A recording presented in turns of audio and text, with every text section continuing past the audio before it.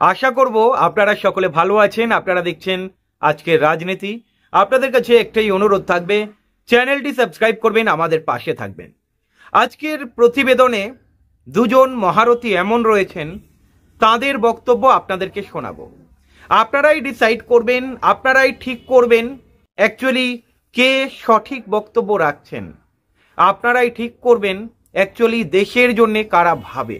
আপনারাই ঠিক করবেন হিন্দু মুসলিম কারা করে। আপনারাই ঠিক করবেন হিন্দুদের মধ্যে মুসলিম বিদ্বেষী কথাবার্তা কারা বলে।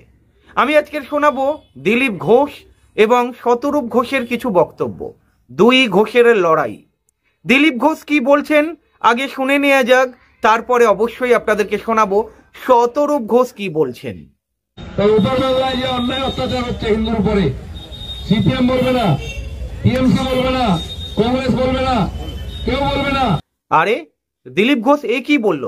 ওপার বাংলায় হিন্দুদের ওপরে যে অত্যাচার হচ্ছে কেউ বলবে না, সিপিআইএম বলবে না, কংগ্রেস বলবে না, বিজেপি মুখ খুলবে শুধু। দিলীপ ঘোষ বলছেন এই দলগুলো মৌলবাদীদের তোষণ করে ক্ষমতায় থাকতে চায়। আর দিলীপ ঘোষ কি বললেন? আমাদের ভোটের চিন্তা নেই, আমাদের দেশের চিন্তা আছে, হিন্দু সমাজের চিন্তা আছে। কারণ বিশ্বের মধ্যে একটাই দেশ আছে ভারতবর্ষ, যেখানে হিন্দুরা থাকতে পারে, তার দেশ, বাকি কোথাও নাই। ভারতীয় জনতা পার্টি একমাত্র দম আছে এই সত্য কথাটা বলার। আমাদের সেকুলার হওয়ার দরকার নেই, সাম্প্রদায়িকতার ভয় নাই। আমরা হিন্দুদের জন্য করি, হিন্দুদের পার্টি। কারো ভোট লাগবে না, হিন্দুদের ভোট লাগবে। তাতেই দেশে 3 বার সরকার করেছে, রাজ্য রাজ্য সরকার হচ্ছে। কোনো চিন্তা নেই আমাদের। সেকুলারিজমের অসুখ আমাদের হয়নি, আর হবেও না কোনোদিন। পাক্কা হিন্দু আছি আমরা, হিন্দু থাকবো।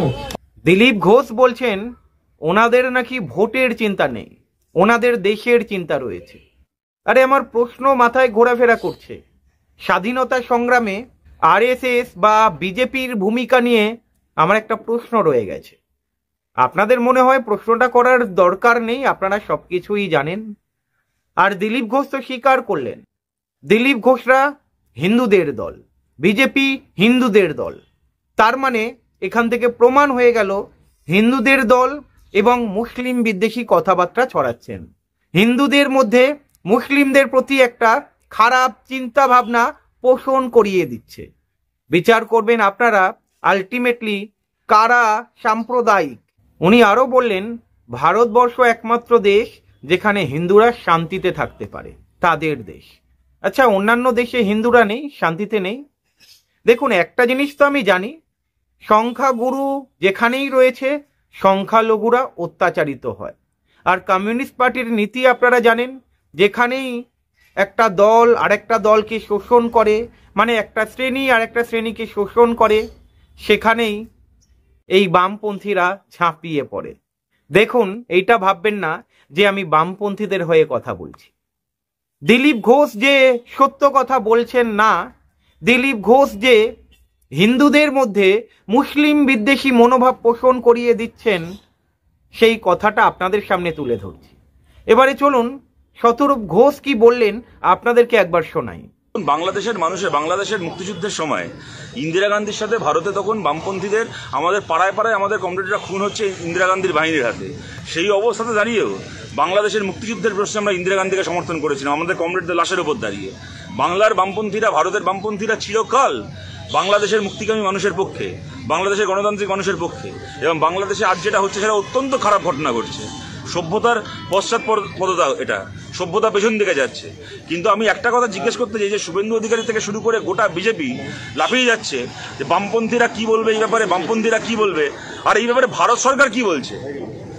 একটা প্রতিবেশী দেশে এরকম ঘটনা ঘটে যাচ্ছে, যে দেশের মুক্তিযুদ্ধে ভারত সরকার ছিল বলে সেই দেশটা স্বাধীন হয়েছিল, যে দেশে বারবার করে ভারতের বন্ধু ভূমিকা পালন করেছেন বলে শেখ হাসিনাকে, তার দেশের মধ্যেও অনেক সময় শেখ হাসিনার অগণতান্ত্রিক কাজকর্মের সমালোচনা বাংলাদেশেও হয়েছে, বিভিন্ন দেশে হয়েছে, আমরাও করেছি। ভোট করতে দেননি ওখানে, সে সমালোচনাগুলো আছেই।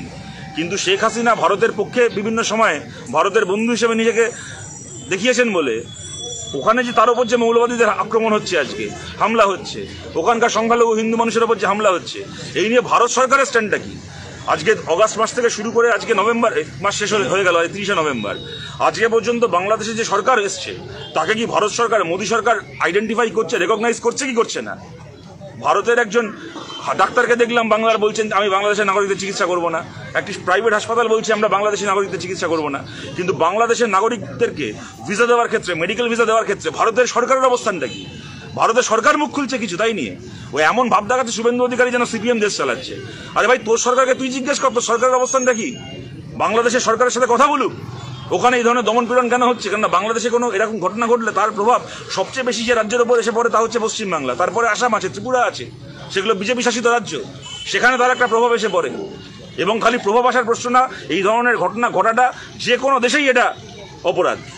কিন্তু ওরা আজকে যে রাজনীতি করছে যে ভারতে এখানে বামপন্থীরা মুখ খুলুক, বামপন্থীরা মুখ খুলুক, ভারত সরকারটাকে মুখ খুলুক, বিজেপির প্রধানমন্ত্রী মুখ খুলুক, ওদের নাকি বিরাট বিরাট বড় বড় বীর জয়শঙ্কর বলে ওদের কে একজন ওদের বিদেশ মন্ত্রী রয়েছেন, অজিত দোভাল বলে নাকি ওদের কে এক ছিল, সে নাকি অন্যান্য দেশে গিয়ে বিভিন্ন দেশের শত্রুদেরকে শেষ করে দিতে পারতো।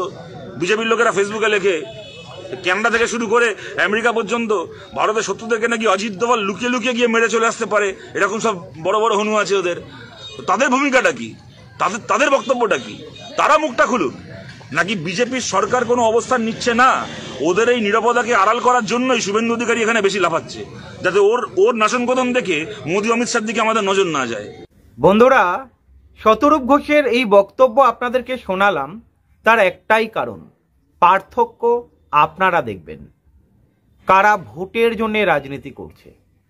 এখানে শুভেন্দু অধিকারী বা দিলীপ ঘোষ যে ধরনের বক্তব্য রাখছেন আর বামপন্থীরা যে ধরনের বক্তব্য রাখছেন, দুটোকে পাশাপাশি রাখুন, বিচার করবেন আপনারা।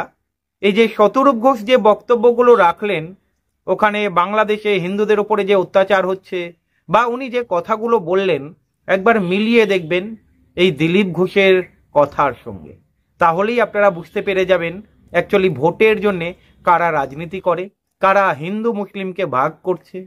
শতরূপ ঘোষের একটা লাইনে আমি দেখলাম না যেখানে এই যে হিন্দু মুসলিম ভাগ করা রয়েছে। শতরূপ ঘোষ বারবার কিন্তু সওয়াল করছে সংখ্যালঘুদের ওপরে অত্যাচার বন্ধ করতে হবে। যেই সরকার শোষণ চালাবে, বামেরা সমালোচনা করবেই করবে, সে হিন্দু হোক, সে মুসলিম হোক, সে খ্রিস্টান হোক, সে বৌদ্ধ হোক, সে হাসিনা সরকার হোক, সে যে সরকারই হোক না কেন। বামপন্থী আলাদা চিন্তাধারার, যে কোনো সুস্থ স্বাভাবিক মানুষ, সে হিন্দু হোক বা মুসলিম হোক, বিচার করবেন আপনারা। ভালো থাকবেন।